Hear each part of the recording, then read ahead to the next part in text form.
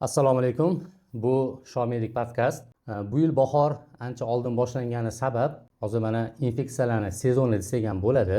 Qaysi klinikaga qaramaylik, yosh bolalarga to'la. Bu hozirgi bolalarimizni oldingidan ko'ra ko'proq va qattiqroq kasal bo'lyaptimi? Rostdan shunaqami?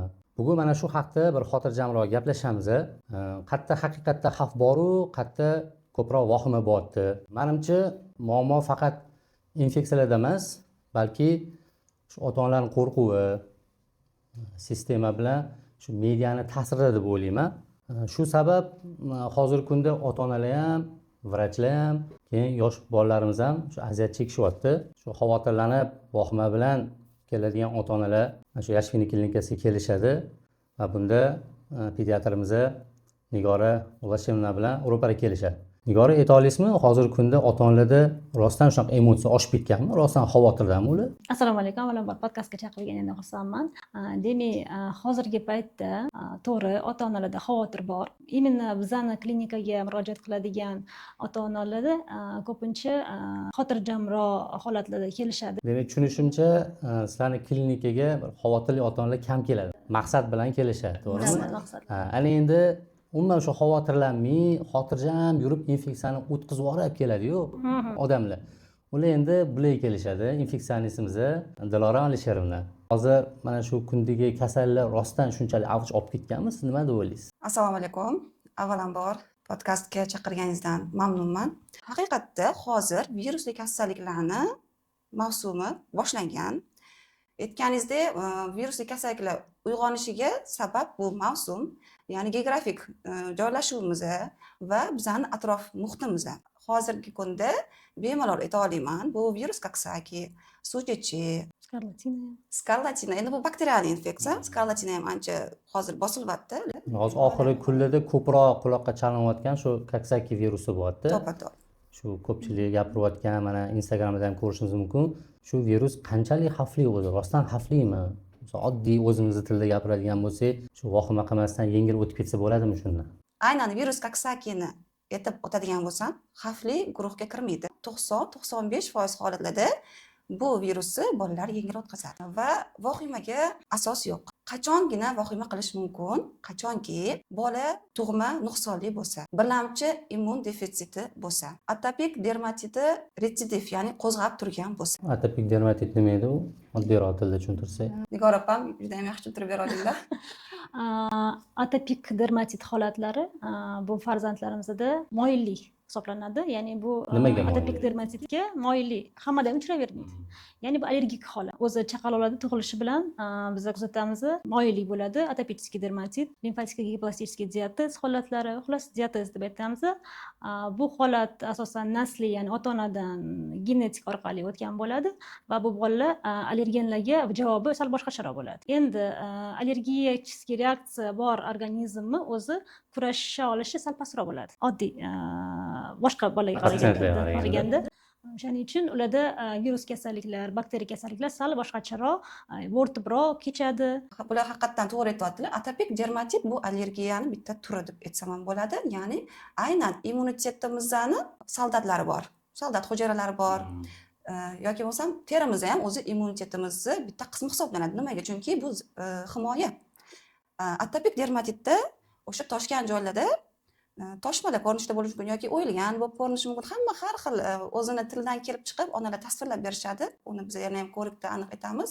Mana shu joy terini himoya vazifasi mahalliy ravishda pasayadi va u infeksiya uchun darvoza hisoblanadi. Infeksiya nimani qidiradi? U xoh bakteriya bo'lsin, xoh virus bo'lsin, xoh zamburug' bo'lsa, u ochiq joy qidiradi. Ya'ni terimiz butunligi buziladi, ochiq joy hosil bo'ladi va u yerga virus bemalol kirib, ko'payishi ham tez bo'ladi. Aytganlaridek, toshmalar oddiy emas, balkim yanada kuchayganroq bo'ladi.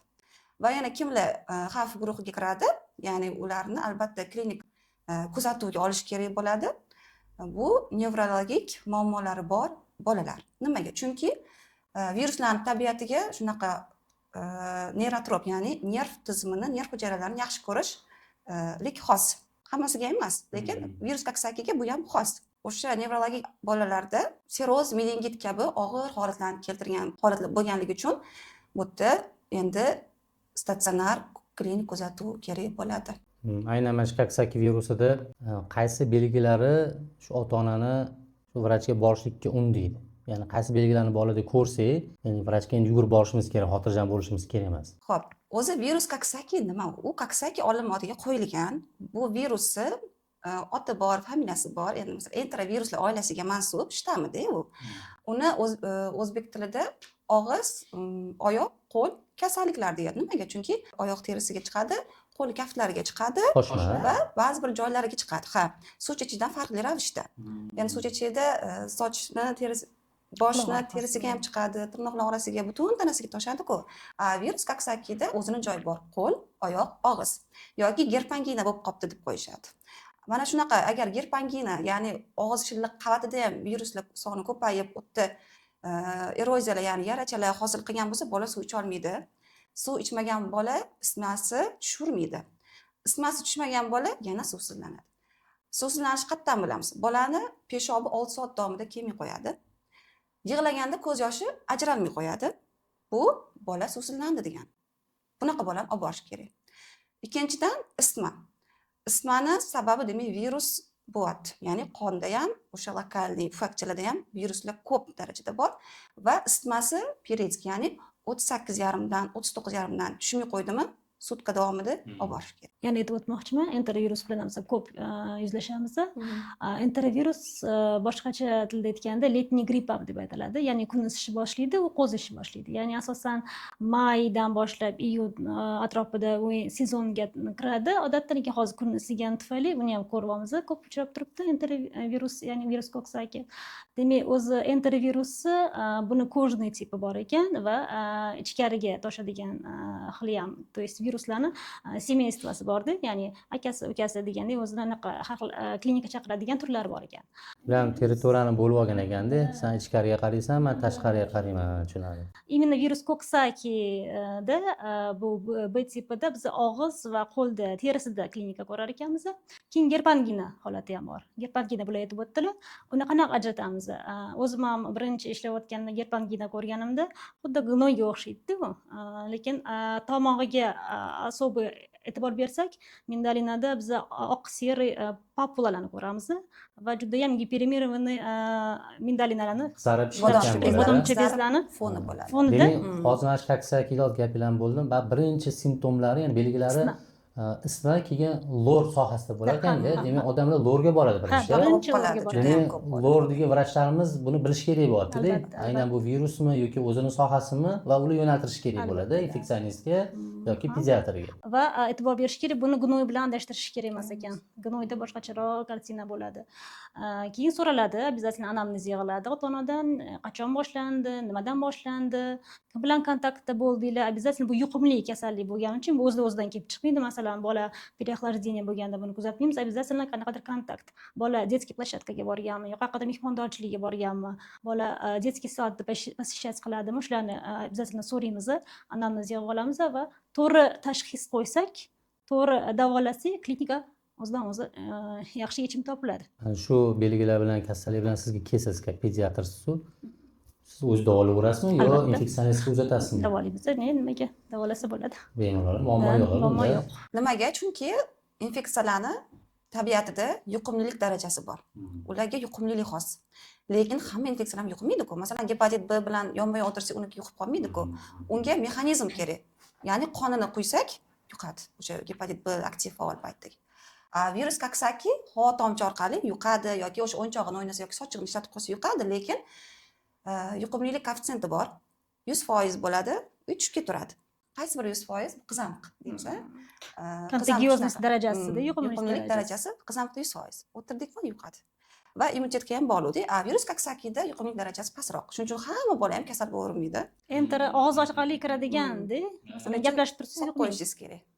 Ishlatgan narsasini o'yinchoq solib qo'yishingiz kerak. Bolalar bekorga turmaganda o'sha qo'l, oyoq, ya'ni o'sha og'zini o'yinchog'ini soladi, sochiqni ishlatadi, shunaqa orqali yuqtirib oladi-da. Qancha ko'proq shu qo'lni og'ziga soladigan, ya'ni yosh bolalarning ichida ko'proq bo'ladi, og'iz orqali yuqadigi uchun. Keyin virus Coxsackie'ga разнообразный klinika kiradi.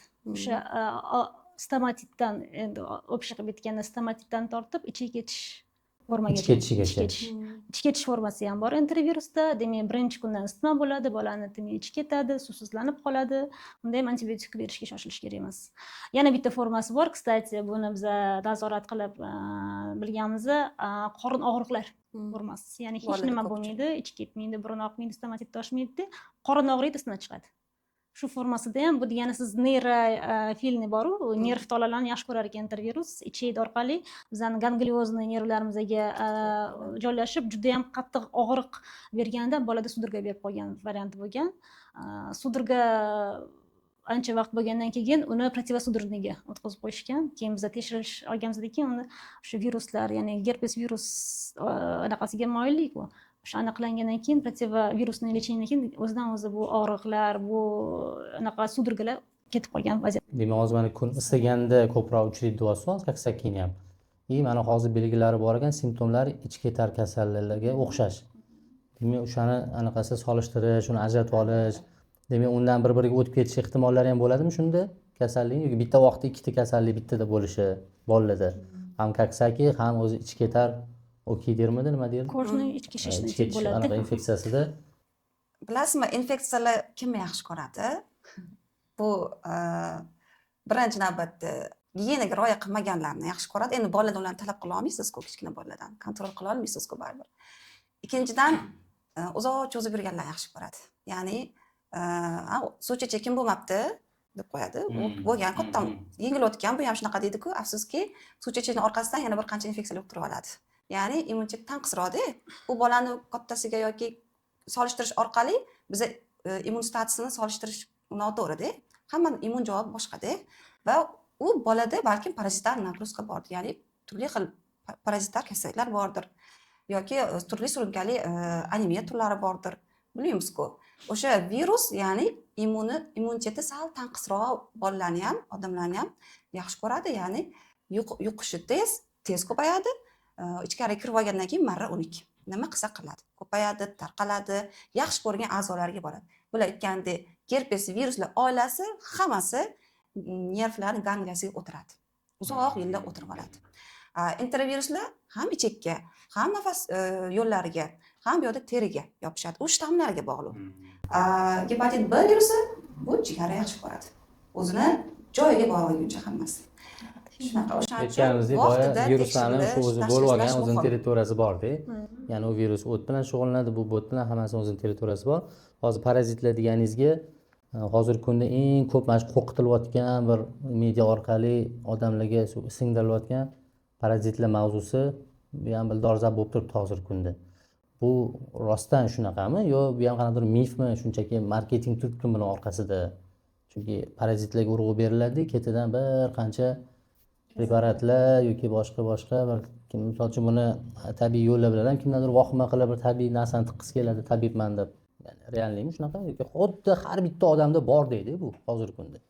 Parazitozlar o'zi juda ham katta mavzu, katta klassifikatsiyaga ega, lekin savolingizga javob beradigan bo'lsam, chapga ham o'ngga ham yurib ketish kerak emas, me'yorda bo'lish kerak. Mo'tadillikni saqlash kerak. Qo'ydat menga tozalov kerak ekan yoki nima deydi, har xil muolajalar kerak ekan yoki mana antiparazitar terapiya olishim kerak ekan degan noto'g'ri fikr kelib qoladi-da, chunki to'g'ri savol berilmagan. Menda bormi o'zi? Men tekshirildimmi o'zi? Men qaysi turini lecheniya qilmoqchiman? Menda qanaqa alomatlar kechyapti deb birinchi navbatda o'zini organizmini eshitish kerak.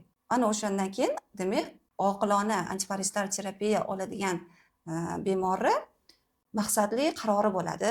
Shu qaroriga asoslanib u anglagan holatda checkaplardan o'tadi, kerakli checkaplardan, ya'ni asosli checkaplardan o'tadi va shifokor bilan muloqot va munosabati ham qayta yaxshi bo'ladi. Ya'ni tushunadi bir-birini.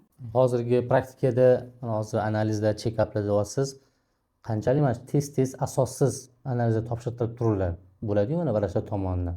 Nafaqat vrachlar, bu yerda bemorlarni o'zi oxirgi payt bir dunyo nima olib keladi, analiz olib keladi, faylga kelib faxrlanib olib kelishadi. Men hayron qolayotgan joylarim ko'p. Oilaviy poliklinikada ishlaganmiz-ku, to'g'rimi hammamiz? 3-1, 3-2 degan bandlar bo'ladi.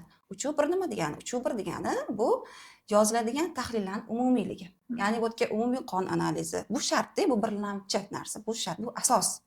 Umumiy qon tahlili, umumiy peshob, umumiy axlat tahlili bular har doim kerak deganida endi. 3/2 degani bu maqsadli. Ya'ni sizni shikoyatingizni eshitadi va bemor eshitayotganda shifokor 95% holatda anamnezini yig'ib, o'zini taxminiy tashxisini qo'yib qo'yadi va shunga qarab maqsadli ravishda asosli kerak bo'lgan analizlarni yozadi. Lekin hozir amaliyotda nima ko'ryapmiz? Amaliyotda aytganingizdek info olamda, mass mediada juda ham ko'p ma'lumotlar bor, bir-biriga chalkash, hatto bir-biriga to'g'ri kelmaydi va bemorlar o'zi ham nima qilish kerakligini bilmay qoladi, qaysi biri to'g'ri, noto'g'ri filtrlash kerak. Va mana shuni falonchi topshiribdi, mana biri to'la ishim bittada hal qilib olaman deb kamda deb boradi, asossiz analizlar bilan keladi. Klinikalarga borsangiz ham borda tayyor tariflar qo'yib qo'yishganda, shu check-upni bo'lib qo'yishgan, misol uchun umumiy check-up yoki xos check-up uni qanaqadir bo'lib qo'yishgan tariflarga, o'shani ular ham taklif qilyapti. Ajratolmaydi yoki farqiga bormaydigan odamlar ko'p-ku.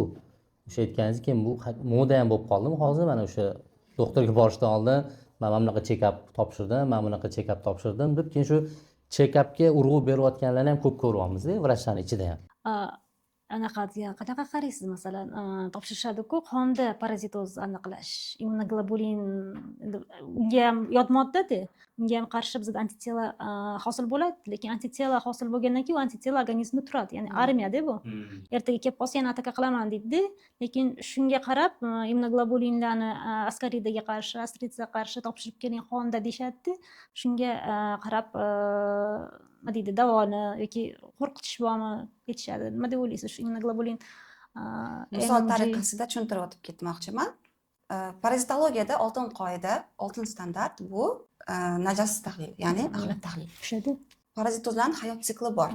Hamma viruslarni ham, bakteriyalarni, parazitozga taalluqli bu narsa asosan. Chunki ular jonzot-ku, jonzot deymiz ular, oddiy jonzot deymiz. Ularning hayot sikli bor. Ko'payish davri bo'ladi, o'sha tuxum qo'yish davri bo'ladi, bo'linish davri, yetilish davri, uyqu davri. Mana shunga qarab bemorni eshitib, tinglab turib, undagi asoratlarning rivojlanganlik darajasini ko'rib, analiz yoziladi. Aytganingizdek, har doim immunoglobulin tekshirtirilmaydi. Chunki bu immun javobga bog'liq. Va agar o'sha biz bilmaymiz-ku, unda autoimmun kasallik bordir, balki o'shaning uchun immunitet foni shunaqa immunoglobulin jinlarni yuqori ko'rsatayotgandirki, lekin immunoglobulin jinni bilganingiz bilan siz askaridoz deb lecheniya qo'yib davolay olmaysiz. Askarida axlatda aniqlandimi? Yozadi, 3-4 qo'yadi, yozib qo'yishadi. Askarida deb. Ana o'shanda askaridani davolaymiz.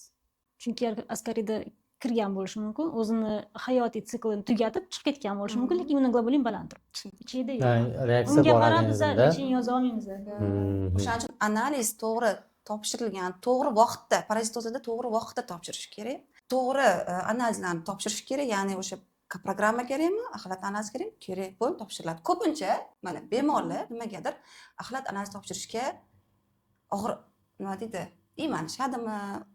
Olib borib yurgisi kelmaydimi? Qondan topshira qoling, bir marta shprits kiradi, hammasiga olib boring deyishadi. Bu noto'g'ri, bu asossiz. Oxirgi paytlarda o'zim ham eshitganim, insonlarda allergiya bo'ladi. Mana bahorda yoki fasli allergiya bo'lganda, shu allergiyaga sabab parazitoz deyishyapti-da. Ya'ni shu ichaklardagi parazitlarning hisobiga asosan allergiya beradi. Sen ichaklarni to'g'rilab olsang, parazitlardan tozalab olsang, allergiyang batamom yovib ketadi degan narsa ko'p eshityapman. Ko'pchilik shu narsani gapiryapti. Qanchalik asosli shu? Parazitoz holatlarida bola yoki o'sha odam, katta yoshli odam allergiyaga moyillik ortadi. Nima uchun? Chunki u tirik mavjudot o'zidan turli xil zaharlar deb qo'ya qoling, moddalar bizga zahar bo'lib ta'sir qiladi, ajratishni boshlaydi. Nafaqat o'zidan o'sha moddalar ajratadi, balki o'sha joylashgan a'zoni, to'qimalarni faoliyatini pasaytiradi. Bizada qurol a'zolar, ya'ni eng muhim a'zolar bor, bu jigar, misol uchun, bu yurak, miya. Endi ko'proq hozir jigarga bog'liq, aynan allergifonlar nimaga? Chunki misol uchun lam bilan oladigan bo'lsak, u asosan o't qopida yashaydi. Qarang, o't qopida yashaydi degani bu har taraflama rezistentli, chidamli. Nimaga? Chunki o'zi o't suyuqligi u kislotadi. U doimiy oqib turgandan keyin biza bilgan, bilmagan turli bizning organizmda kasallik chaqiradigan bakteriyalarni tushirib yuboradi. Ya'ni ichki kelish orqali. Ya'ni bizlarga tabiiy antiseptigimiz. Lam bilani shunaqa himoya qobig'i borki, u o't suyuqligida ham yashay oladi. Bu o'tdan anchagacha o't yashaydi. qopiga ichidan o'tadimi, jigardan tushadimi? Ichak orqali o'tadi. Endi og'izdan tushadi, og'izdan oshqozonga u yoqdan borib ichakka, keyin oxiri o't qopiga boradi va o't qopida turli yallig'lanishlarni keltirib chiqaradi. Bu ham bitta sabab. Surunkali xolesistit deyishadi-ku. Shularni keltirib chiqishiga ham bir sabab. Chunki u yallig'lanish fonini berib turadi-da va o't qopi dimlanadi. O't qopi dimlangan odamni nima desa ekan, qabziyat kuzatiladi. Yog'lar yaxshi erimaydi, ichayotgan vitaminlar yaxshi so'rilmaydi, ayniqsa yog' beruvchi vitaminlar yaxshi so'rilmaydi. Organizm antioksidant statusi degan narsa bor, u pasayadi. O't qopi surunkali dimlanaversa, endi u chuqur holatlarda jigari o'zida ham bor-ku, o't yo'llari bo'ladi, ariqchalar deymiz-ku. Ana o'sha yerda ham dimlanish hosil qilsa, endi bu yerda jigari detoksikatsiya funksiyalari buzilishni boshlaydi. O'z-o'zini organizm shunaqa programmalari bor. Bu eng asosiy programmalardan bu detoks programmasi. Ya'ni siz organizmga xalaqit bermasangiz, ya'ni ratsioningizda ko'p uglevodlar, ko'p xamirli ovqatlar, gluten deyishadi-da. Xamirli ovqatlar bo'lmasa, suv rejimiga yaxshi amal qilsangiz, siz detoks a'zolarga xalaqit qilmaysiz. Ya'ni uning uchun hayot tarzingiz to'g'ri bo'lishi kerak, ovqatlanishingiz to'g'ri bo'lishi kerak. Bu yerda ovqatlanish yaxshi emas, hayot tarzi, turmush tarzi yaxshi emas, kam harakatlilik, yeyish chastotasi tez, ya'ni 2 marta emas, balkim 5-6 marta perikuslar bilan yeydi va siz parazitozga qanaqadir o'sha gijja bo'ladimi, parazit bo'ladimi, unga yanada uni yashab ko'payishiga muhit yaratib berasiz. Va bu yerda surunkali kasalliklaringiz rivojlanib boradi. Boyagi axlat orqali, teri orqali, qon orqali, siydik orqali chiqib ketish kerak bo'lgan yakuniy moddalar deymiz yoki o'sha toksinlar deymiz, organizmda saqlanib qolgandan keyin endi sizda tabobatda shunaqa hazm bor, o'pka hazmi, qon tomirlar hazmi buziladi. Ana u qon tomirlar hazmi buzilgandan keyin teri hazmi buziladi. Teri hazmi bu 4-hazm, u og'izdan boshlanadi. Demak, bitta lam bilan shu jigarni funksiyasini buzishgacha olib borar ekanda. Surunkali ravishda kechadigan bo'lsa va plyus sizni hayot tarzingiz hal qiladi. Shu allergiyaga deganim, qanchalik allergiyaga ta'sir hozirgi narsa boshqa o'tib ketdik hozir yana. Qanchalik o'shalar davo qilayotganlar asosli, ya'ni nisbatan shunaqa ta'sir bo'ladi yoki bo'lmaydi. Keling tashxisga qaytamiz. MKB bo'yicha tashxis bor. Jardias, intestinal shakli, surunkali ketishi, asorati degan joyga 3 xil asorat yoziladi. Astena vegetativ, ya'ni bolalar yig'loqi, injiq, ovqatdan отказ qiladi yo uyqusi buziladi, o'qishda jamoasi bilan kelishmay qoladi. Demak, bu astena vegetativ, kayfiyatini o'zi bilmaydi. Teri bilan namoyon bo'lish, ya'ni teri allergik fon. Bu ham asorat, ko'ryapsizmi? Aynan lam bilan tegishli. Va uchinchisi bu aralash tip.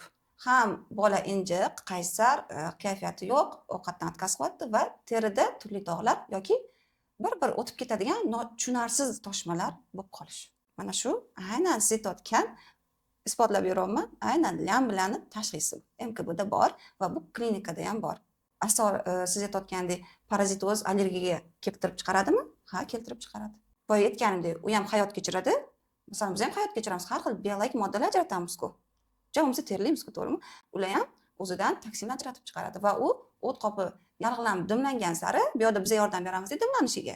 Kam suv ichamiz, ovqatimiz yaxshi emas, ya'ni ko'p ovqat yeb qo'yamiz, ichimiz kelishini regulirovka qilmaymiz, yaratib beramiz. O't qopidagi suyuqliklar dimlangandan keyin intoksikatsiya rivojlanaveradi surunkali ravishda.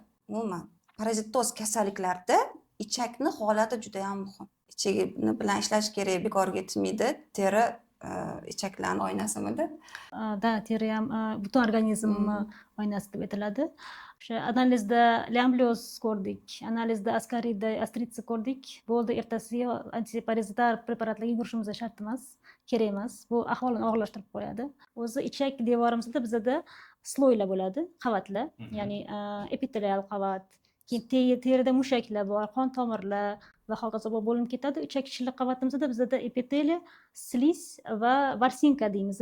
O'sha varsinkalarimiz va ustida yana bitta qavat bor. Bu biologik bizani mikrobiotamiz. Mikrobiota degani organizmda bizga yordam beruvchi, biz bilan simbiotik yashaydigan mikroorganizmlar bor. Ular nima qilishadi? Biz ularga oziqa beramiz, kletchatka. Ular bizga shu ovqatni hazm qilib yordamlashadi va bizga kerakli vitaminlar, kerakli oziqalarni oxirigacha hazm qilib beradigan mikrobiotamiz bor. Foydali bakteriyalar. Foydali bakteriyalar bizda hisoblasak organizmda adashmasam 300 trillion hujayra bo'lsa, umuman odam inson osiyoni har bitta hujayrani bo'lib chiqsa 30 trillionta hujayrani ichida 10% bizning hujayra ekan. O'zimizni inson hujayrasi. Qolgani mikrobiota ekan. Tushundingiz? Aynan ichinglarnikini o'lchasa 1 kilo 700 1 gram. kiloda bakteriya ichida o'tiradi. Kiloda o'lchaganda. Ichida. Demak, qarang, bu ichida parazitoz rivojlanyapti, lamblioz rivojlanyaptimi? Bekorga emas. Silliq, shilliq qavatda, sog'lom shilliq qavatda parazitlarimiz yopishmaydi, sista ham rivojlanmaydi, bakteriya ham rivojlanmaydi. Unga qarshi armiya turadi-da. Agar shilliq qavatda bizda vaspaleniya kuzatilsa, aytganda ichki qabziyatdan keyin yallig'lanish prosessi bo'lsa, u gijja boradi, u devorga yopishib qoladi. Prisoskalar bor uni, spesial og'izchalarda. O'sha yallig'lanish devor orqali kirib, qon tomirga yopishib, qonni bilan pitatsiya qiladi. Endi bu askaridalar. Lekin lamla bu gijja emas. Parazit bu. Bu bitta hujayrali parazit. Voy gijja chiqibdi deb vahma qilish kerak emas. Birinchi o'rinda lamblani ko'rdikmi? Harakat qilib ko'rish kerak. Jilcha to'qqa yaxshilaydi. Tabiiy ravishda. Dimlanishi yo'qotadi. Haydash kerakmi? O'tni haydashi, to'g'ri ovqatlanishi. Mana to'g'ri biz uni davosi juda oson. Trixapol berasiz, bo'ldi o'lib ketadi. To'g'rimi? Bendazolgacha tayyor bo'lmasa-chi organizm nima qilamiz? O'tayman. Ammo yo'q, davolaysiz. Lam bilan yo'qotasiz, ertaga yana yuqtirib keladi bolangizni. Maktabga boradi, qo'lini yuvmaydi. U sistalari juda million hamma joyda bor-da. Demak, dori bilan hal bo'lmaydi. Hal bo'lmaydi. Bugun davolaysiz, ertaga yana tushadi. Vaqtinchada. Vaqtincha. O'shaning uchun birinchi o'rinda to'g'ri ovqatlantirib, jilcha to'qqa yaxshilab, o't pufida dimlanish yo'qotasiz. Plus uglevodlar. Chunki lamlarning oziqasi uglevod qolmas. Shirinlikni kamaytirasiz. Bu och qoladi. Xamirli ovqatlar. Bu yerdan jilcha to'q. Bolalarning insulini yo'qotib, siz bolalar to'polon. Napitkalarni yo'qotsa, bog'chaga borish ham yo'qsiz. Kim o'rgatgan bolalarga?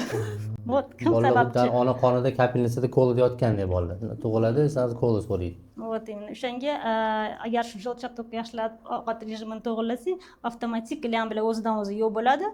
Plus даже organizmga tista holat tushsa, u yashab ketmaslik uslubidan yaratib bersak, bo'ldi, yo'qotamiz. Unga hech qanaqa antiparazitar даже preparatlar kerak emas bo'lishi mumkin. Demak, shilliq qavat bilan ishlash kerak. Shilliq qavat plus jilcha to'q. Yashvinaga borish kerak. Yo'q, biz kuzatamiz. Biz birinchi o'rinda bir oycha bizda o'z protokolda shilliq qavatlarni tiklanib, yana bir oydan keyin ko'ringlar, повтор. Agar rostdan yo'qolmagan bo'lsa, o'shanga rioya qilgan bo'lsangiz, keyin parazitlarni ishlatib ko'rish ehtimoli men попробовать qilib ko'rish kerak-da, sразу anaqaga yugurish kerak emas. Keyin bolani holatini ham ko'rish kerak, обязательно. Ostriy parazitarni holatlarda balkim berish kerak bo'ladigan holatlar ham bo'ladi, to'g'rimi? Lekin shoshish kerak emasmi deb o'ylaysiz? Boya aytganimdek, turiga bog'liq. Masalan, ixinokokozda vaqt cho'zish kerak emas. Misol uchun. Chunki u metastaz beradi. Miyaga, o'pkaga, qon orqali ketaveradi. Ketaveradi. Umuman infektologiyani ichida shunaqa mikroorganizmlar borki, ularni tanishingiz kerak-da. Tanishish uchun bemor bilan gaplashish kerak va bemor rost gapirishi kerak. Va sizni o'sha boya aytganingiz, agar bemorlar hozir ancha tabiiylik o'rganib qoldi, tushunishyapti, hayot tarzini to'g'irlashga harakat qilyapti va ular qanchalik sog'lom odatlarga rioya etish ko'nikmasi borligini bilish kerak va shuni astoydil kirg'izish kerak. Masalan, bugundan shirinlik yemasin, bugundan xamir ovqat bermang desangiz, u katta stress ota-ona uchun va bola uchun. Hammasi asta-sekinlik bilan sog'lom odatlarni ko'nikmasini shakllantirib qilinadi. Bog'cha maktablarda profilaktika sifatida antiparazitar dori berilyapti-yu, mana qanaqadir programma bo'yicha ham bu degermentizatsiya. Bahorda, kuzdami bir ro'para keldik bu masalaga. Albendazol degan preparatni ko'proq berishdi, adashmasam. Bu endi qanchalik to'g'ri mana shu narsani qilishlik bolalarning o'rtasida, ya'ni bizning farzandlarimizning kelajagimiz. Bu tasdiqlanganmi shu usul yoki buni qanaqadir manfaatlar bormi buni orqasida? Imенно mana shu qaysi preparatlarni bu katta ob'yomda xarid qilinadi-yu, davlat xarid qiladi va uni maktab bog'chalarga bo'lib beradi. Qanchalik to'g'ri bu? Keling, to'g'ri, noto'g'ri demaylik-da, neytral pozitsiyada qaraylik. Misol uchun, boya aytganimdek, har bitta davlatda o'ziga yarasha parazitoz kasalliklari bo'ladi. Ya'ni infeksion kasalliklari bo'ladi. Degermentizatsiya bu bittagina davlatda tizimli yondashuv emas. Bu CDCP, ya'ni o'sha kasalliklar profilaktikasi va oldini olish sentrini bir qancha yillik kuzatuvlari, odamlarni o'rganish, parazitozlarni, kasalliklarni o'rganish, infeksion mikroorganizmlarni o'rganish orqali qilingan qarori asosida qilinadi. Lekin hozirgi kunda 21-asr nima deb aytiladi bilasizmi? Nima? Surunkali kasalliklar asrida yashayapmiz. Bilmaymiz. Bola masalan anemiya ko'p, juda ham ko'p bolalarda. Surunkali kasalliklari уже 3 yoshli bolada biz anemiya deb qo'yamiz-ku. 2 yoshli bolada ham anemiya deb kasallik, kamqonlik deb qo'yamiz-ku. To'g'ri, kamqonlik o'tkir bo'lmaydi, lekin u surunkali kasallikka kiradi. Immunodefitsit holatlarini bilmaymiz. Uni qachon men og'riyapman, yotib qoldim degan paytda doktorga boramiz-ku, to'g'rimi? Tekshirilamiz. Bunaqa profilaktik tekshiruvlardan o'tmaymiz. Vaholanki poliklinika yilda 2 marta chaqiradi kamida. Oilaviy ko'rikdan o'tinglar, boya aytganimda 3-1, ya'ni umumiy tahlillarni topshiringlar deb, shifoxonadan olib ketinglar deb topshiradi. Anketa bor-ku, sizdan bekorga emas. Ya'ni odamlar biz o'zimiz bormayapmiz, tekshirmayapmiz. Qachonki yiqilib o'sha oxirgi vaqtlarda boramiz. Degeneratsiya keladigan bo'lsak, u maktablarga beriladi, bolalarga beriladi. Nimaga? Aynan jamoa joylarda bolalarda bir-biriga yuqtirib olish tezligi yuqorida, ayniqsa enterobioz, astritsa, u gijja ko'zga ko'rinadi. U parazit emas, u gijja ko'zga ko'rinadi. Gijja buni chiqarib olish kerak. Uni lечениyasi bo'ladi, o'ziga yarasha sxematik kurs lечениялari bor, kompleks lечение qilinadi. Toki u bola kollektiv immunitet hosil qilguncha unga yordam beriladi baribir. Maktablarda ham shunaqa. Qaysi bola ko'rgansiz, juda ham akkuratni, juda ham gigiyenaga rioya qiladigan, endi OKRga o'tib ketmasin, mo'tadil bo'lsin. O'rtog'ining ruchkasini og'ziga solib o'tiradi. Yoki daftarini, yoki просто tishlab o'tiradigan odatlari bor-ku. Ya'ni bu yerda sog'lom odatlar muhimda. Shunaqa bir-biriga yuqtirib oladi va boyaga aytganimizdek, oddiy lambliozda parazitda qarasi aslida vegetativ asorati bor. Ya'ni o'qishiga ta'sir qiladimi? Qilyapti. Uydagi muhitga, ya'ni aka-ukalar bilan urushib ketadi, o'yinchoq talash, agressiyani chaqiryaptimi? Chaqiryapti. Demak, lecheniya qilish kerakmi? Qilish kerak. Qanaqa? Individualni. Ommaviy tarqatiladi, lekin sizdan ruxsat so'raydi. Falonchini oyisi, adasi shu kuni bizani maktabimizda gijjaga qarshi dori beriladi. Rozimisiz, yo'qmi? To'g'ri, masalan, mendan so'raydi. So'ramay ham berib yuborilgan holatlarni. Yo'q, hozir ruxsat so'raydi. Shuni olib kelib bog'chada ham berib yuborgan bolalarga so'rab. Bu endi ularning saviyasizligi bo'lsa kerak, endi o'shani topshirib berilgan, beringlar deb ular so'rab o'tirmagan, shunday berib yuborgan bolalarga. Uning uchunchi ota-ona bolasini tanish kerak-da. Yo'q, taniydi, men aytmoqchiman, shifokor nuqtai nazardan aytmoqchiman. Misol uchun, bolasi anchadan beri onda-sonda boshim og'riyapti deb qo'yardi deydi. Bekorga bosh og'rimayapti, intoksikatsiyadan bosh og'riyapti, o'tkir emas, surunkali kechyapti. Yoki uyqusida anchadan beri tishlarini g'ijillatadi deydi. Yoki nima deydi? Ishtahasi yo'q deydi. Ertalab zavtrak qilardi, maktabda yeb olaman deb yeydi, bulchka yeydi deydi. Ko'ryapsizmi? Ko'ryapsizmi? Ya'ni bolani kuzatib, bola bilmaydi-ku, menda parazit bor shekilli demaydi-ku, hech qaysi bola 5 yoshli yoki 8 yoshli bola. U ishtaha kelib qoldi, yeydi. Ishtahasi yo'q, yeyman deb injiqlik qilishi mumkin. Bu injiqlik emas aslida. Qiziq bo'layotgan joyi o'qiganimda voz aytayotdiki, shu parazitga qarshi profilaktika asosan shu qashshoq mamlakatida o'tkaziladi. Bizda ham xuddi shunaqa berilganiga men hayron bo'layotganim, bizni bilmadim, qashshoq mamlakatga kiramizmi hali ham. O'shanga hayron qolyapman-da. Odatda shunaqa deyilyapti, endi shu qashshoq mamlakatlarga beriladi. U yerda o'sha diagnostika qilish o'zi qimmat bo'lganligi uchun. Bizdan to'g'ri diagnostikani analiz topshirish kerak. Mezonlar ko'rib chiqiladi. Bir nechta kriteriy ko'rib chiqilib, shuncha doza, shuncha nima dori turi berilishi tayin. U oddiy mamlakatga kerak ekan deb berilib yubormaydi. Ancha yillik kuzatuvlar qilinadi, statistik, epidemiologik jihatdan indekslar o'lchanadi. Oddiy tilda tushuntiryapman-da, endi qiyin ilmiy tilga ketmayapman va shunga qarab beriladi. Aytganingizdek, majburiy emas bu. Boyaga masalan, siz sababini keltirib berishingiz kerak lekin. Yo'q, meni bola olmaydi deb ham qo'yish kerak emas. O'zim qarataman deb qoldirish ham kerak emas-da. Bizda shu nima yo'q-da.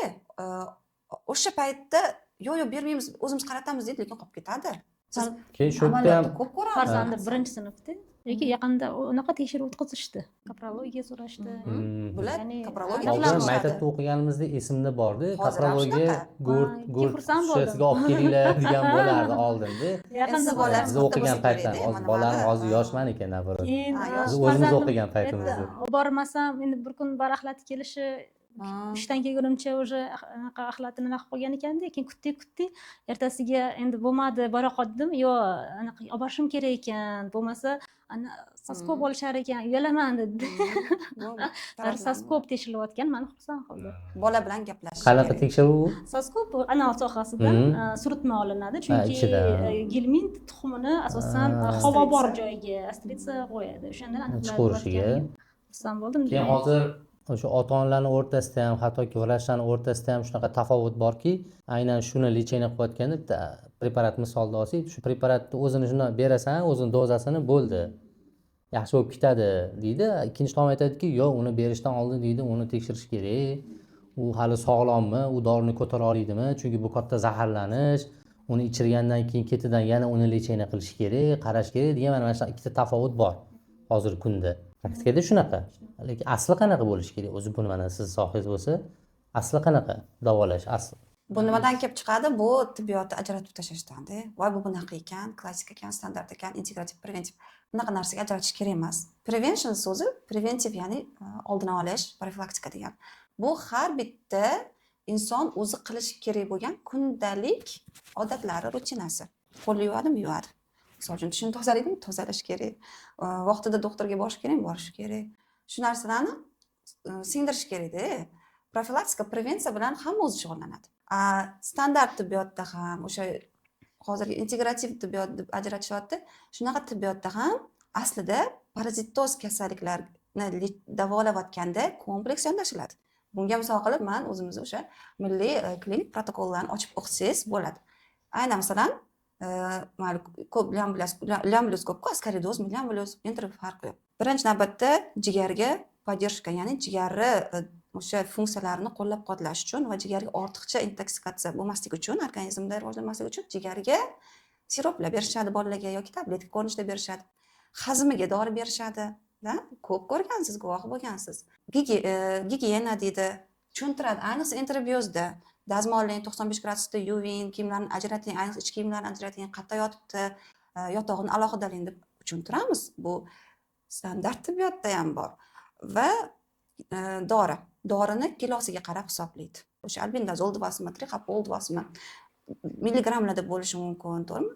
Ana o'shalarni bolani dozasi kilosiga qarab, yoshiga qarab hisoblaydi. Uni masanga 400 milligram ichish kerak ekan deb aytilmaydi.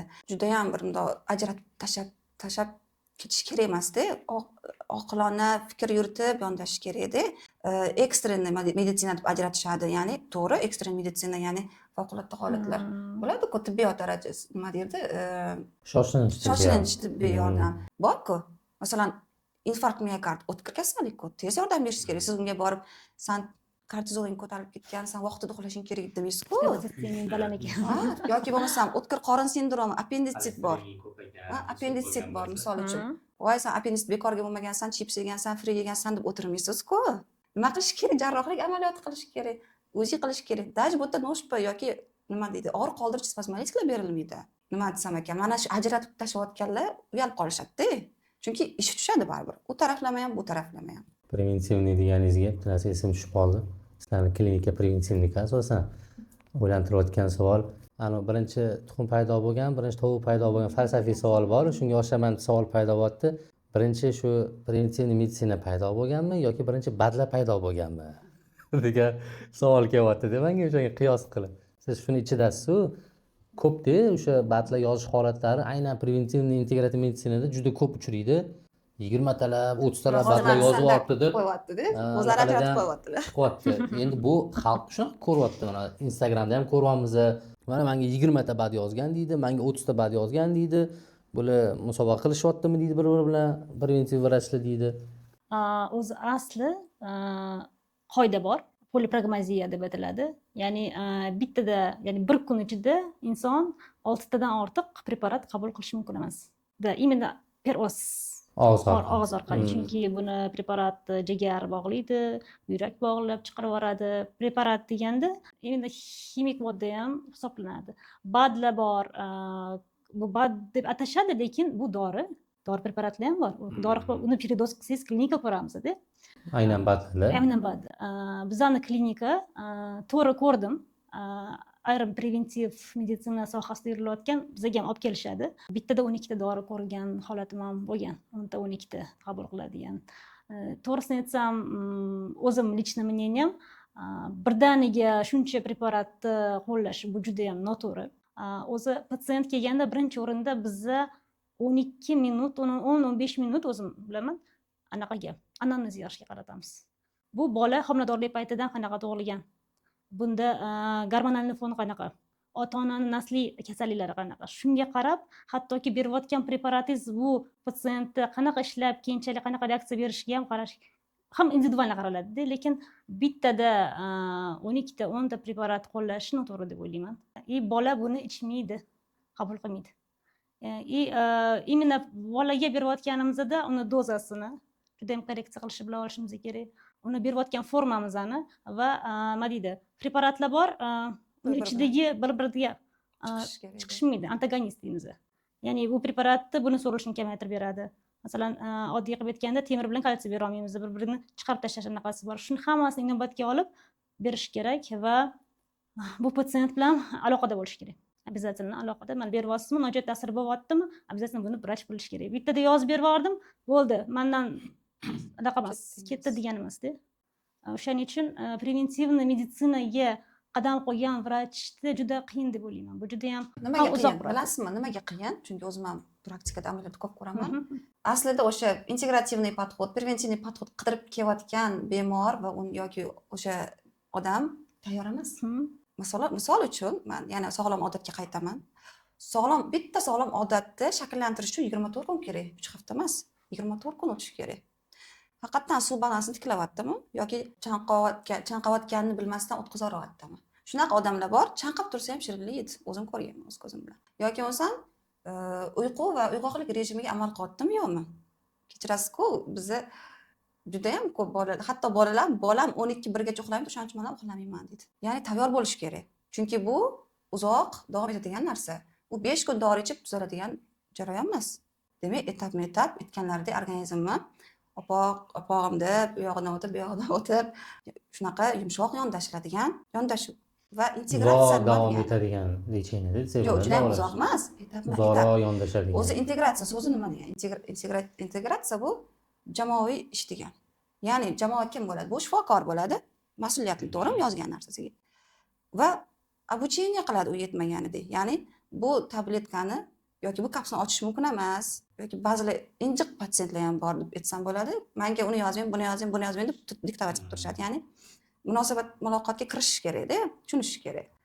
Va u patsientni siz gigiyena rioyalaridan boshlab to o'shani uyqu rejimini, ratsionini tushuntirgunizcha vaqt o'tib bo'ladi o'sha. Ko'pchilik ota-onalar 20 minutdan keyin ishni qo'yadi. Yo bolasida bo'lib qoladi, yo telefon yoki kimdir ish esiga tushib qoladi. Demak, vaqtini bag'ishlay olish kerak. O'sha maktab bog'chada berilgan preparatni o'sha parazitga qarshi ota-onalar ichirsinmi, ichirmasinmi o'sha berilgan dorini? Ichirsin, ichirmasin deb siz bolamga berdi bog'chada, tabletka olib keldik ko'tarib. Shu ichiring bolamga, ichirmaymi? siz analiz topshirdingiz. Yo'q, shunday topshirmadim. Nega talab qilishdi-ku?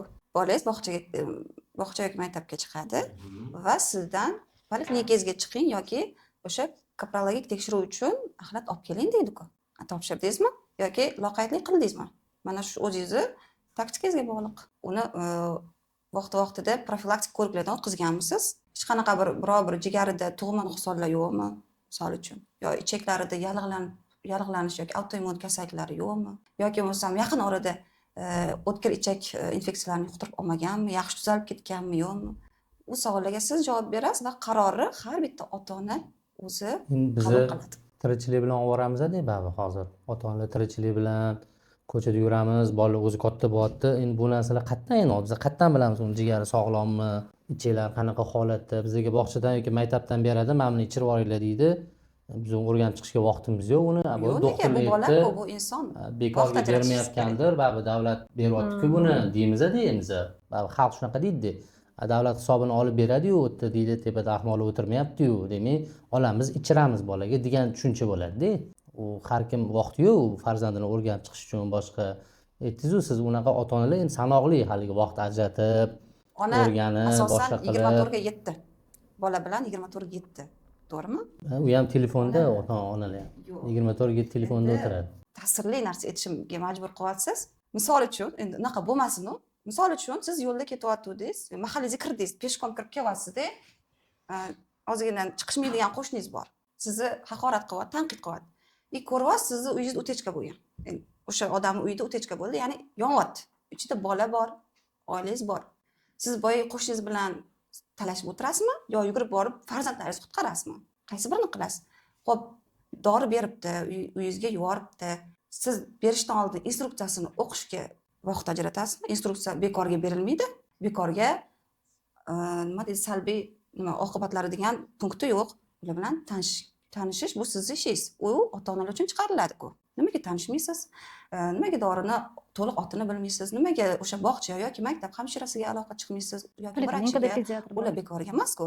Yoki poliklinikada pediatr hamshirasi telefon qiladi har ikki oyda. Bolangizni olib chiqing, pediatr ko'rigiga olib chiqing. Olib chiqing deyaveradi, to'g'rimi? Nimaga olib chiqmaysiz? U yerda farzand bo'lgandan keyin baribir prioritetda turadi-da. U sizni qarashingizga bog'liq. Man yoki boshqalar ham yo'q, siz ichishingiz kerak deb majburlash yo'q. Atroflicha o'rgan. Demak, mas'ul va ota-ona atroflicha o'rganib, o'zimizda oddiy o'zbek tilida aytsak, keyin berish kerak bo'ladi. Shattolni ichirdi emas, ya'ni falonchi berdi, ichirish emas. Hattoki privivkalarni ham bu bolamga immunitetni beraman, bermaymanmi ota-ona hal qiladi. Aytib o'tiladi, lekin hech kim majburlamaydi. Misol uchun biz odamlar qachon yig'iladi? Qachonki ma'rakalar bo'lsa, to'y marosimlar bo'lsa yig'iladi. Viruslar bitta kirib oldim, bo'ldi. Hammasi shundoq keladi. Ular shunaqa yuradi. Bekorga bakterialniy kolonizatsiyalar deyilmaydi. Koloniyalar hosil qiladi. Masalan, bakpasiv topshiradi-ku, koya deb yozib qo'yadi. Koloniya образующая единица 16-darajasi. Bu degani 1 millionta koloniya hosil qilib qo'ydi degani. Ko'ryapsizmi, ular qanaqa kuchli armiya. Ular sizni oldindan taniydi. Agar siz vaqt o'tkazib, profilaktika qilmasangiz, hayot tarzingizni yaxshilamasangiz, ular ko'payishga juda yaxshi muhit bo'lib o'tiraveradi. Bakteriyalar o'zi juda ham aqlli. Ular miyasi yo'q, lekin aqlli. Shunaqa anaqani o'qib qoldim ma'lumotni. Endi inson antibakterial preparatlarni yaratgan, lekin 100% ularni yo'qota olmaydi. Qurol bor, lekin ishlamaydi. Qo'llayapmiz, rezistentность paydo bo'lyapti. Shunaqa qo'llashganiki, mana Dilo. O'zbekiston bakteriya aniqlandi, unga qarshi antibiotik ishlab chiqildi. O'zbekistonda bo'layotgan, hali hech kimga yetilmagan. Bu bakteriyani o'ldirdik. Xuddi shu antibiotikka deyli boshqa joyga Fransiyada qo'llasak, u bakteriyada rezistentность bo'lyapti. U bakteriya qanaqa bir-biri bilan gaplashyapti? Shunaqa masofada chidamligi bor. Bu Fransiyadagi o'sha bakteriya u antibiotik haqida ma'lumotga ega. Hozirgi kunda antibiotiklar hattoki vitamin darajasiga chiqib qoldi. Vitaminni qanaqa qabul qilamiz? Hozir antibiotiklar xuddi shunaqa qabul qilyapti. Antibiotikka chidamlilik, ya'ni AMR, antimikrobniy rezistentность, bu butun dunyo global miqyosdagi muammo. Bu chidamlilik qayerdan kelib chiqdi? O'z boshimchalik bilan ichish orqali. Misol uchun gripp, ya'ni virusli shamollash bo'lsa ham antibiotik ichishdi yoki va shunaqa fikr bor, o'zingiz ham ko'p guvoh bo'lsangiz kerak. Meni bolam antibiotik tuzalmaydi. Mana shu fikrda turib olishgan. Balki tuzalar. Bu virus-ku nima qilasiz antibiotik? Yo'q, o'pkasiga o'tib ketadi. 1 yilda 2 marta pnevmoniya bo'ldimi? Bu degan immun tanqisi bor. Buni immunolog ko'rsatish kerak, immunogramma qilish kerak deganda. Bu o'sha ko'rsatma.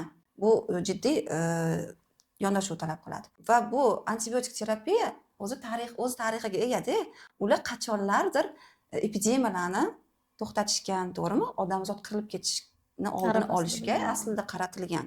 U shamollaganda ichishga qaratilmagan aslida bu narsa. Rasmiy saytlarda ko'rsangiz, mana bizning o'zimizning ham saytlarimizni ko'rsangiz, aynan AMR haftaliklari qilinadi. Ya'ni antibiotik nima, qachon ichiladi, kim tomonidan yoziladi, qanaqa beriladi, dozasi, turlari, o'z uyida ichish mumkin, misol uchun, ukolni faqatgina shifokor nazoratida yo'q, hamshira nazoratida qilish mumkin degan informatsiyalarni beradi. Mana hozirgi kunda o'zi aptekalar cheklov qo'yildi, antibiotiklar bor shuning ichida. Shunchaki kirib ola olmaydi. Ba'zi kimlardir o'sha o'rganib qolganmiz, tanish bilish qilib olgisi keladi, xuddi vitaminni olib ichgisi kelayotgan deydi. Yoki zapas qilib qo'yganini ham eshitdim-da, yopilar ekan, olib qo'yishimiz kerak antibiotikka deb zapas qilib olib qo'yish. Antibiotik terapiya, ya'ni ichayotgan antibiotikka qanchalik zararligini bilmaslik. Chunki uning orqasidan juda ham kandidozlar juda ham tez rivojlanib ketadi. Immunitet tushadi, jigar funksiyalari buziladi. Ya'ni o'ziga kasallik orttirib oladi-da. Va nimaga bunaqa qilishadi desangiz, men tezroq ishga qaytishim kerak. Tezroq tuzalishim kerak. Tezroq bolam tuzalishim kerak. Tezroq maktabga chiqish kerak. Men tezroq ishga. Endi shu balkim shuni taqozo qiladi. Shu joyda ayrim klinikalarni ham eshitdim. O'sha o'zini lecheniya protokolida uni antibiotik terapiya qilyapti keyin yoniga gormonlar nimadirlar qo'shib turib aytganingizdek ishga chiqish kerak yoki boshqada 2 kunda oyoqqa turg'izadi kasallik 3 kunda oyoqqa turg'izadi bo'ldi shu bilan haligi klinikaning obro'si bor yoki vrach obro'si bor desa tez oyoqqa turg'izib yuboradi. Manda shunaqa holat bo'lgan aytganingizdek mana hozir boyagi o'sha tibbiyotlarni ajratib даже ayol va o'sha xo'jayin er xotin o'rtasida ham tafovutlar kelib chiqyapti-da. Misol uchun mana shunaqa holat bo'ldi bir marta. Ikkita bolasi, ya'ni ikkita qizlari lecheniya olgan va yoz sezonida shamollab qolishgan edi. Qaytib kelgan adasi bilan. Endi er xotin bo'lib ikkita bolasi bilan kelyapti va mendan boyagi kishi talab qilyapti, antibiotik yozasiz, pechat qo'yib berasiz dedi. Nimaga antibiotik yozaman deyapman. Bolalarim shamolladi, tezroq tuzalish kerak, men boshqa bunaqa sotib olishga nimam yo'q. Men o'zim farmatsevtman dedi. Men tushunaman, ehtiyot qilaman, men o'zim ham bilaman, kerak bo'lsa dozalarni aytib beraman sizga dedi. Demak, u antibiotik yozib yurgandir dedi. Men yozaman dedim. Ikkala qizimga ham antibiotik hech bo'lmasa amoksitillin yozib berasiz-da. Stolga kelib mana qilyapti-da, majburlayapti-da. Men yozaman dedim. Birinchidan ko'rsatma yo'q. Ikkinchidan u aytayotgan ko'rsatma bu antibiotikka olish shart degan emas. Nimani ko'rsatdilar menga? Mana bakpasivda, ya'ni tomoqdan surtma olinganda stafilokoklar soni 10-darajasi. Qaysi payt olingan? Qaysi payt olingan u, qachon olingan, balki u tashuvchanlikdir. Bakteriya tashuvchanlik degan tushuncha bor. Bu degani albatta misol uchun mana chidamli deb yozib qo'yibdi, menga ta'sir qiladi deb yozib qo'yibdi, deb antibiotikga gramma chiqariladi-ku, sensitivity, resistance deb yozib beradi-ku. Mana shunda amoksitillin sezgir ekan, shuni yozib berasiz, pechatingiz qo'yib berasiz. Kechirasiz-ku. Bu unaqa bosim ostida qilinadigan nima emas. Mana shunda men tushunib yetdimki, ha, demak ota-onalar bor ekanki, mana shu antibiotik grammaga qarab o'qib olib, endi internetdan nima ChatGPTdan so'rab olib, shu antibiotik berishsa uzalar ekan deb o'ylaydi-da. U faol infeksiya emas-ku. Uni doktor biladi-ku. Shunaqa holatlar ko'paygan, afsuski. Hozir mana vrachlarning o'rtasida ham shu ehtiyot shart antibiotik yozaveradiganlari uchrayapti-da, va eshitolmayman. Har ehtimolga qarshi. O'zi virusli kasallikda, lekin bu ertaga pnevmoniyaga olib kelib qo'yishi mumkin yoki bu bakterial kasallikka olib kelib qolishi mumkin turib, har ehtimolga qarshi antibiotik. O'zi kasal bola. Bilasizmi, antibiotika terapiyani endi ochyapsiz, bu chuqurroq, kengroq ko'lamli tema, chunki tushuntirish kerak edi, tushuntirib o'tadigan tochkalari ko'p-da. Misol uchun, xirurgiyada, akusherlik ginekologiyada, ya'ni jarrohlik amaliyoti o'tkazilgandan keyin oddiy gnoyli angina bo'ladimi yoki flegmona kabi bo'ladimi yoki tish oldirish. Aql tishim chiqib qopti, qiynayapti, yiringlagan, bekor yiringlamagan, demak og'izni sanatsiya qilmaganda. Og'izni mikroflorasi yaxshi emasdi, bekor yiringlab ketmaydi-yu aql tishi ham. Aql tishimni oldirdi, menga dori yozdi, antibiotik yozdi dedi. Ichdim dedi. Ya'ni u profilaktikaga yozyapti. Yoki xirurgiyadan keyin, operatsiyadan keyingi holatda ham profilaktikaga yozadigan klinik ko'rsatmalar bor. Buni hisobga olish kerak. Bu degani hamma vrach ham, terapevt ham yoki infeksionist ham, misol uchun, yoki pediatr ham profilaktik tarzda mayli o'pkasi o'tib kelib qolmasin degan ravishda ko'rsatma hisoblanmaydi. Agar ona xavotir olyaptimi, bolasini quchoqlab, anaqa xavotir olyaptimi, voy yo'q doktor, o'tgan safar pnevmoniya bo'lib ketdi, больницада qiynaldim, 10 kun baribir oldi anaqasini, ukolini deydi-ku. Yana shunaqa bo'lishidan qo'rqib, oldindan ichib oladi-da, xuddani parazitlik qo'qqisdan hujum qildim, bir soat oldin ichdim tabletkani deydi-ku. Anaqa emas-da, kechirasizlar. Ya'ni unda shifokor savol berish kerak. O'tgan safar qachon shamolladinglar? Necha oy bo'ldi shamollaganligi? Pnevmoniyadan tuzalgandan keyin fizioterapiyalar bor tiklanishga harakat qiladi, o'pka to'qimasini, immunitetini mustahkamlashtiradigan vitaminoterapiyalar qilinadi. Qildinglarmi? Yo'q, qilmadik. Ko'rdingizmi? Ya'ni ota-onalar fikrida shunaqa narsa borki, statsionarda, o'sha shifoxonada 5 kun, 10 kun yotdim, bo'ldi, tuppa-tuzuv bo'lib qoldi deb o'ylaydi. O'ta asosan o'tkir davri nima qilinadi? Davolanadi. Asosiy shikoyatlari qoplanadi, ketadi. Endi bu yoqda ya'ni shifoxonadan tashqari uyda qilinadigan fizlecheniyalar bor. O'sha boya aytganimdek immunitetni mustahkamlash uchun masalan zakaliyalar qilish mumkin, vitamin terapiyalar, ovqatlarini to'g'irlasin, ratsionini to'g'irlasin, uyqu rejimini himoya qilsin. Bolalarni melatonin gormoni bu immunitet gormoni hisoblanadi. Faqat uyqu emas. Shu immuniteti yaxshi ishlash uchun demak bola vaqtida uxlash kerak. Har xil perevozbуждениyaga, ya'ni nervi butun kun davomida yig'ilgan toksinni tozalovchi melatonin hisob antioksidant. antioksidant hisoblanadi. Ya'ni Bola uxlamasa- uyquda tiklanishi ajraladigan kerak. gormonda u uyqu payti ajraladigan Yo'q, kechqurun o'sha soat. Bola kechasi 12da 1da 9 uxlaydigan bo'lsa, oxirigacha immun tiklanmaydi. davolanmaydi. Demak, bu yerda Tozalanmaydi. sabab bilan ishlash kerak. Siz bir yilda ikkinchi marta pnevmoniya bo'ldingizmi? Bu yaxshi emas deb taftish qilish kerak, erinish kerak emas, vaqtini qizg'anish kerak emas. Shifokor ham, nima ham, bola ham. Agar ekstreniy holatni tashqarida kutib turmagan bo'lsa.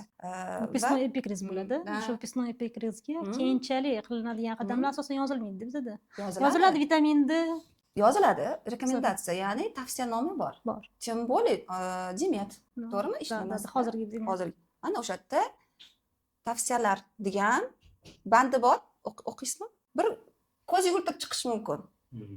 Ko'ryapsizmi qanchalik o'sha salomatlikka jiddiy yondashuvimizga bog'liq ko'p narsa. o'zimizda o'zbek tilida tarjima qiladigan bo'lsam, demak antibiotiklarni olishlik bu immunitet tushiradi. Shunaqami? To'g'ri. Immunitet Ya'ni antibiotiklarni tushadi. oqilona qo'llamaslik, o'sha o'z boshimchalik bilan o'zi mustaqil ravishda organizmdagi immunitet himoyasini demak sindiradi degan bo'ladi Kim antibiotiklar. boya aytib o'tdiki, bu mikroorganizmlar juda aqlli. Immunitet antibiotik berayotgan paytimizda ular nima qilishadi?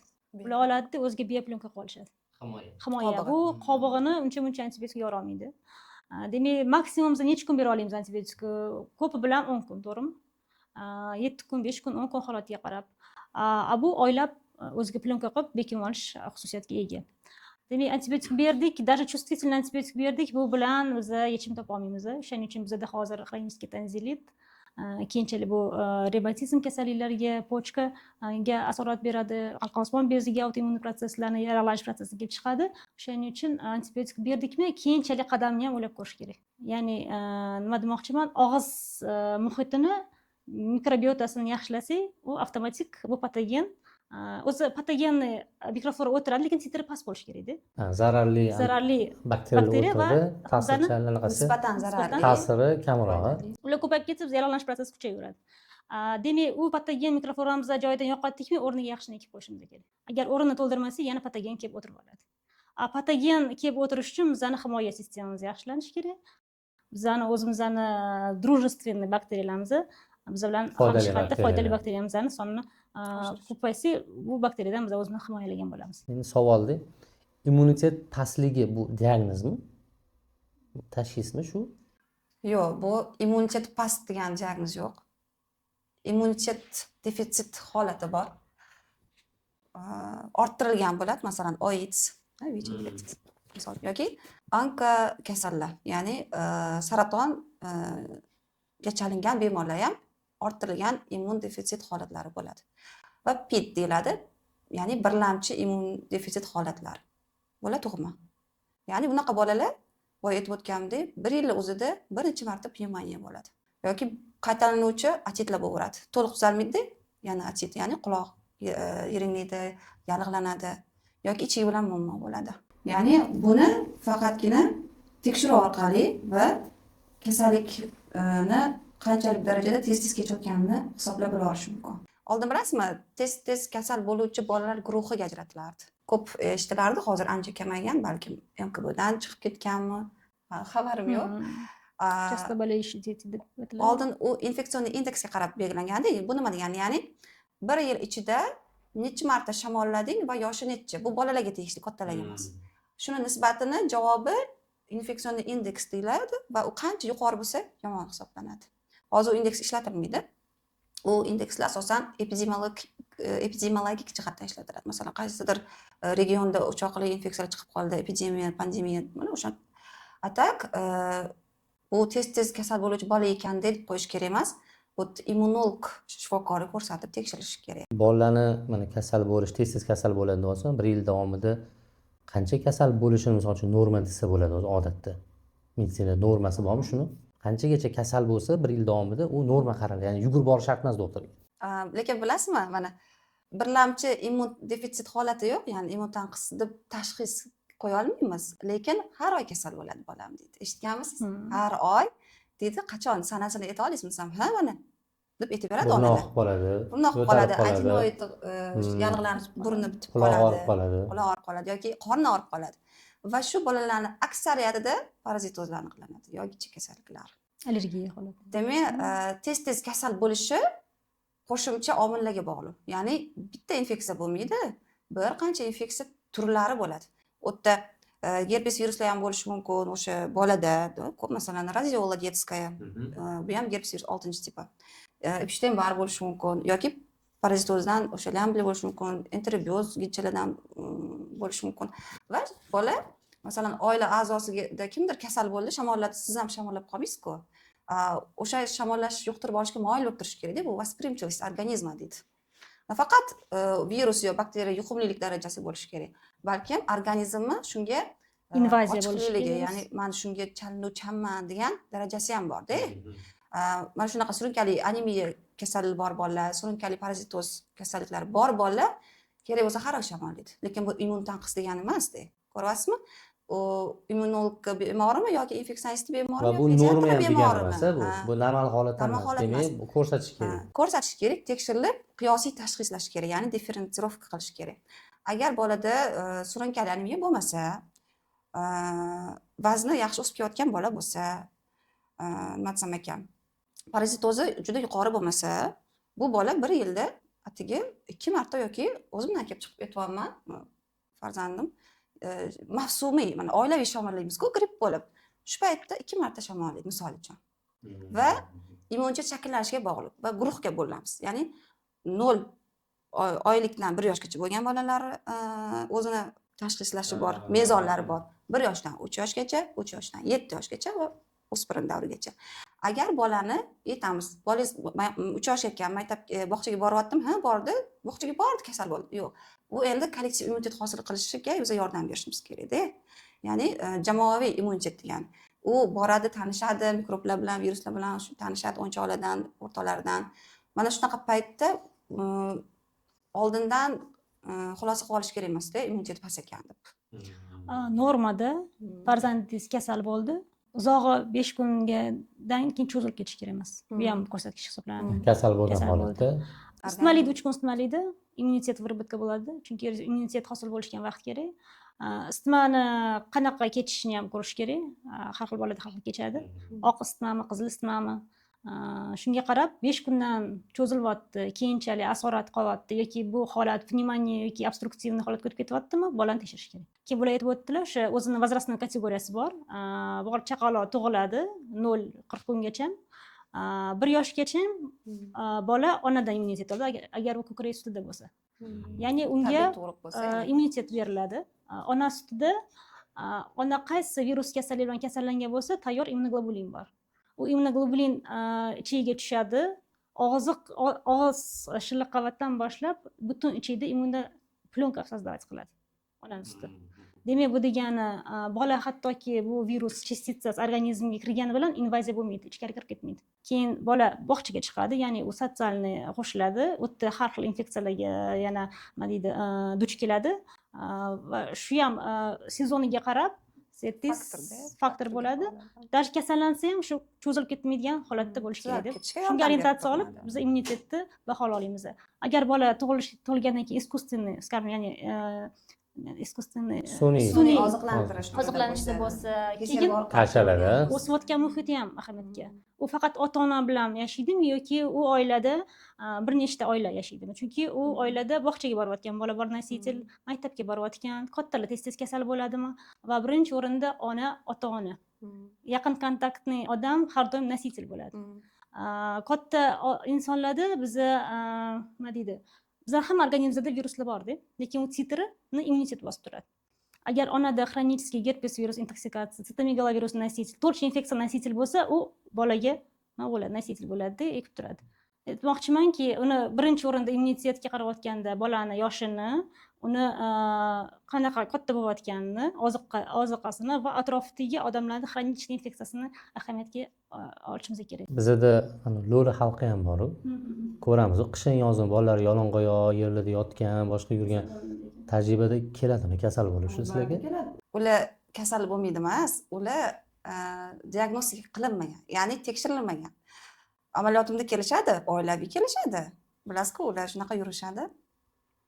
Bitta bolani orqasidan bir qancha odamlar bilan keladi. Ko'pchiligida parazitoz bor. Shundoq tekshirmasangiz ham ayon. Dog'lar tushib ketgan, vazni to'g'ri kelmayapti, raxit, qorni shishyapti, do'ng peshona bo'lib yotibdi. Ularni shu aytganingizdek shunaqa xalq deb e'tibor bermaymiz-da, u birov bolasida yoki u xalqqa e'tibor berib qaramaymiz-da, chunki chiroyli narsalarni yaxshi ko'ramiz-da, chiroyli narsaga ko'proq qaraymiz-da, ularga e'tibor berib qaramaysiz-ku. Demak, murojaat o'z ulardan kamda nisbatan, va ular ko'chib yurishadi. murojaat kam vrachlarga.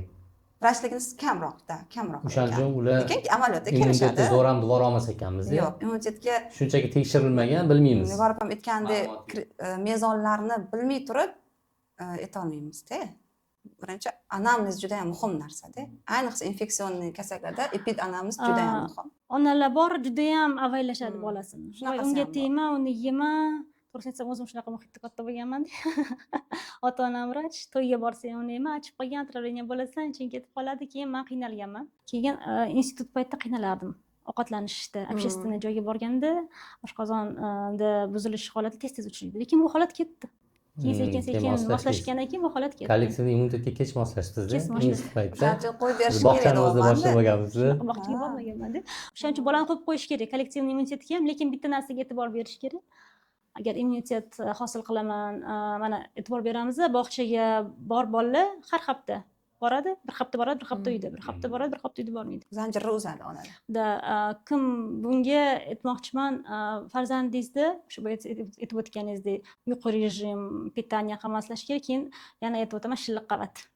Shilliq qavatimizni tiklashimiz kerak. O'sha invaziyani yo'qotish kerak. Kontaktda bo'lyaptimi, yuqmashi mumkin yoki yuqib qolishligiga moyilligini yaratib berishimiz, ya'ni himoyani ta'minlab berishimiz kerak. Bu degani surunkali infeksiyani yo'qotish, anemiya holatini yo'qotish, bolada oqsil juda ham kerakli modda, chunki immunitetimiz bizani svoysta oqsildan iborat, immunoglobulinimiz oqsildan iborat, pitaniyasini va ichak sistemasini yaxshilab, defitsitlarni yo'qotib bemalol farzandingizni maktabga, bog'chaga qo'yib borib va keyinchalik kasal bo'lsa ham даже asoratsiz kechib o'tishini kuzatishimiz mumkin. Immunitetni ko'taradigan preparat bormi? Aniq.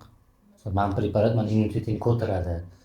Boshqa narsa qilib o'tiraman. Mana shuni ichib bo'ldi, immunitetim misol 100% bo'ladigan preparatlar bormi rostdan? Bucha, misol uchun immunitet ko'taradi deb qorasidani ham essiya bo'ladi, to'g'rimi? Bu fito komplekslar misol uchun yoki bo'lmasam sun'iy o'sha viferollar, alfa interferonlar, viferollar deymiz-ku. Misol uchun agar bola boyaga aytganimizdek tez kasal bo'lsa, nafaqat o'ta shamollash o'sha virusli kasallik, balkim aytib o'tganimdek surunkali bakterial yallig'lanish degan patologik holat bor, ya'ni tizimli surunkali bakterial yallig'lanish holatida bo'lsa, parazitoz nagruzkalari bo'lsa, demak bolani immunitetiga yordam berish kerak.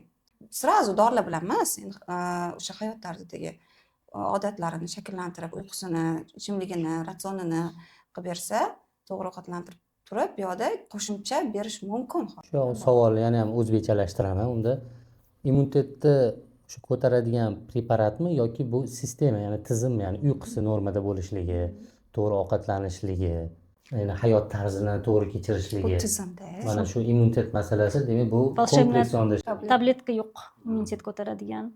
Birinchi o'rinda siz aytib o'tdingiz, parazitar, bakterial va virusli nagruzka bor. Agar organizmda xronik infeksiya ko'payib ketsa, immun tizim shunga qaratiladi. Ko'pincha shu bilan zanit bo'ladi. Bu yoqda yengil tushib qolgan infeksiyaga kuchi yetmay qoladi. Maslahatim, agar ona bo'lish arafada bo'lsa, birinchi o'rinda to'rtinchi infeksiyani tekshirtirish. Bu poliklinikada bor, kстати. Bor.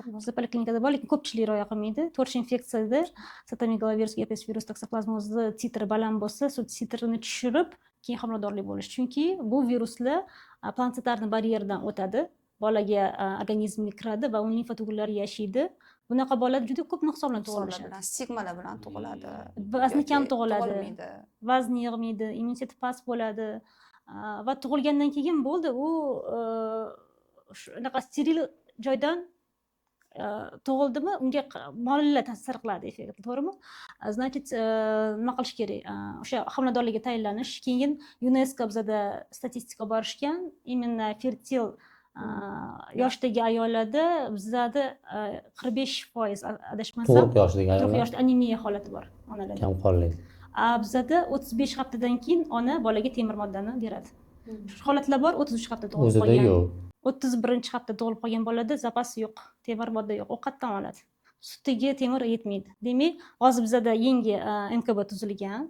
Yaqinda malaka oshirishda bo'ldik. Shu 35 haftadan vaqtli tug'ilgan bolada hammaga anemiyaga qarshi temir preparatlarini bera boshlashdi. Tug'ma O, anemiya olay. bordimi Olay. bolalarimiz? Vitamin terapiya Vitamin terapiya qilinyapti, qiladi. anchadan beri. Значит, keyin yana tarafdan UNESCO yordam tekshirishdi, bizani pochvamizda birinchi bizani bilamiz, biz epidemik yod defitsit zonada turamiz, plus temir ham yo'q ekan bizani pochvada. Bu degani bizani molda temir preparati yo'q, o'simlikda temir preparati yo'q. Agar anaqa qilsa, buni обязательно korreksiya qilish kerak, defitsitlarni yo'qotish kerak. Tajribalarda uchraydigan ota-onalarning eng katta xatolari yoki ko'p uchraydigan xatosi nima? Shuni aytsanglar, qolganlarga foyda bo'lardi. Ota-onani xatosi o'ylayman, bitta vrachga boradi, uni tavsiyasini qo'llaydi, 3 kunda natija bo'lmaydi, boshqasiga boradi. Hozirgi kunda eng ko'p uchraydigan xato shu ota-onalarda. Boshqa tugatilmasdan ikkinchisiga sakrashadi. O'sha назначение bilan yana qayta murojaat qilsa, ko'rib chiqish kerak vrach. Nimaga unaqa qilmayapti? Ya'ni boshqa boradi, boshqani tavsiyasi ketadi. Keyin oxirida nima bo'ladi? Otaga ko'proq bu nagruzka tushadi. Shuncha doktorga boraman, nimaga anaqa bo'lmayapti? Foyda bo'lmayapti degan. Shuncha rasxod qilib Rasxod qildim, shuncha preparat oldim, nimaga tuzalmayapti degan. Keyin agressiv yod chiqadi, tushunmovchilik chiqadi. Bitta vrachga yondashdinglarmi, o'sha ular oxirigacha qolishi kerak. U tug'ilgandan boshlab anamnezni biladi, qo'llagan preparatlarni biladi. Undan bunga sakrash kerak emas, shu. Keyin shu davolash jarayonida ota-onalar bilishi kerak bo'lgan, shart bo'lgan shu bitta nuqtalarni sanab o'tsanglar, shu bilan bir yakun yasasak bo'ladi. Срочная медицинская помощь beradigan holatlar bu isitma. Isitmani ko'rish kerak qanaqa kechadi bolada. Isitma bor, oq lixoradka va qizil lixoradka bo'yicha isitma chiqadi. Oq lixoradkada biz nima kuzatamiz? Qo'l oyog'i muzlaydi. Bola titrash boshlaydi. Shunda gradusni o'lchasak 41-42 holatlar. Agar miya sistemasi oxirigacha rivojlanmagan bo'lsa, qanaqadir defitsit holatlar bo'lsa, bu sudga olib kelishi mumkin, fibrik sudga olib kelishi mumkin. Shu paytda skoriy kelgungacha maksimal oyoq qo'lni isitib, bu spazmni oldini olish kerak. Qizil lixoradkada bemalol ustini yechib tashlab, biz natiratsiya qilishimiz mumkin. Shu holatlari. Keyin yilda bir marta bo'lsa ham shu farzandga vaqt ajratib, mablag' ajratib, siz aytgandek 3+ хотя бы общий анализ крови, K-programma va CDK analizini topshirib, unda xronik infeksiya bormi yo'qmi shuni aniqlash kerak. Endi ota-onalarni mana davolash olishdi-ku, davolash tavsiyanomali muolajalarni ro'yxatini olishdi deylik. Endi uyga borib nima qiladi? Har bitta dorini berayotganda o'sha nechta suv bilan ba'zilar chaynab yutadi. Mumkin emas bo'lgan joylar bor-da. Ba'zi dorilarni chaynab yutish mumkin, ba'zilarni suv bilan ichish kerak yoki eritib ichish kerak. Qanday yozilgan bo'lsa, shunaqa qilib ichish kerak bo'ladi. Ya'ni dori preparatini berish ham bu bitta bilim bo'lib qoldi-da. Organizmni shoshirtirish kerak emas. Ya'ni u yoqdan ham dori qilib, bu yoqdan ham dori qilib, kaplitsalar qilib qolay deb bu lecheniya qolib ketib kaplitsaga yugurish. Keyin tekshirishdan qochish kerak emas va bizda juda ham ko'p qilinadigan ish повторный analiz topshirishmaydi. Nimaga? Mana topshirdim, yetadi-ku, yana qonun topshiramanmi deydi. Boya aytib o'tganimdek, первичный konsultatsiyada o'sha holat, svejiy o'sha kasallik holatlari o'rganiladi. 10 kundan keyin masalan muolaja yoziladi, 10 kundan keyin kelib, yana klinik osmotrda biz uni umumiy holatini yaxshilanganligini sezamiz. Va mana endi mana bu analiz topshiring. Agar shu ham yaxshi chiqsa, keyingi etap kerak emas deymiz. Yaqinda shunaqa bo'ldi. 1 yoshga to'lmagan bolada so'lagida PCR so'lag qildik, herpes panelga. Ham VPG 6, titri baland, VPG 2 ham titri baland. 1 yoshli bola uchun bu xavfli. Chunki neyrotrop, miyani yaxshi ko'radi, asorat beradi. Va men u onaga tayinladim. O'sha protivirusli dorilarni kompleks qilib yozdim va 14 kundan keyin PCR qayta topshiring dedim. Topshirmadilar. Telegramda turadi-ku yozishganlar. 20 kundan keyin bolamda toshma toshib ketdi deyapti. Ya'ni sxema tugatilgan, lekin ikkinchi etapga o'tilmagan. Ya'ni повторный analiz topshirishdan nimagadir topshirilmagan. Endi buni faktorlari ko'pdir.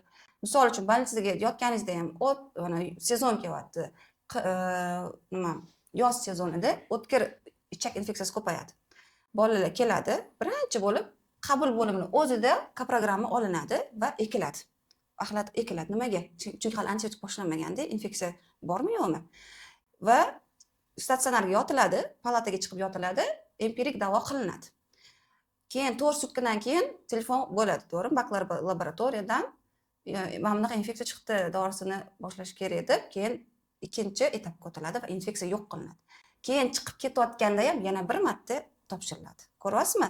Nimaga? Chunki infeksiyalarning zanjiri bor-da, u zanjirni uzish kerak. Shuning uchun ota-onalarga iltimos qilardim, minimum bo'lsa ham o'sha aynan nimadan, qaysi infeksiyadan qiynalyapsiz, o'shani do lecheniya lecheniyani o'rtasida va после, ya'ni hamma muolajalarni yakunlab, hammasi ichgandan keyin yana bitta tekshirgan ma'qul. Savolga javob olinglar va to'g'ri taktikadan, masalan, nimaga buni yozyapsiz, bu preparat nima deb so'rashdan ham qo'rqmanglar, tushuntirib berishga kerak. Chunki tushunadigan inson qo'llashi ham osonroq bo'ladi.